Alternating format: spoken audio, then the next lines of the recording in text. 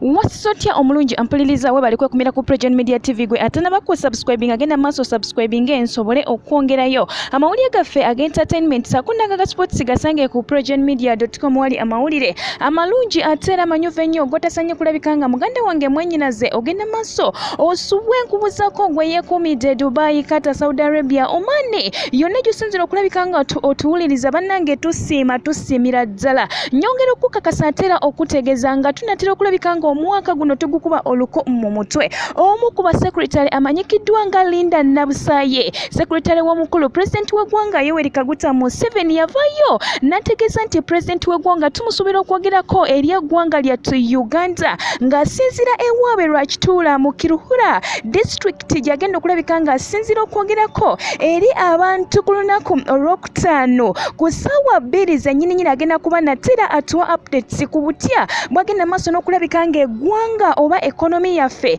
agenda maaso n'okugigulawo yonna nga mwe muli amasomero amabaala saako n'okulabika nti n'ebivvulu eby'abayimbi awamu n'okutwaliza wamu yagenda maaso n'atusuubiza n'atugamba come 2022 agenda kulabika nga natera agulawo ekonomi yonna ye Sheila Gashumba mwenna gwe mmanyi obulungi omuweereza ku television ya NBS after 5 yavaayo n'ategeeza n'agamba nti kino nkyogera okuviira ddala ku ntobo ey'omutima ogwange president w'eggwanga nkusabye taata togenda maaso atera n'otugalawo kubanga munange watusuubiza katusuubire ogenda kulabika nga nate okuuma ekigambo kyo kubanga munange ffe tukoye okulabika nga nate tuli ku muggalo kubanga watusuubiza n'otugamba ogenda kulabika nga ogenda maaso otugulewo bw'atyo n'amusaba president w'eggwanga Yoweri Kaguta Museveni nti bambi genda maaso otugulewo kubanga munange tukoye okulabika nga nate abamu tebalina mirimu abaana bagenze maaso n'okulabika nga bafuna embuto naddala abo ab'amasomero bw'atyo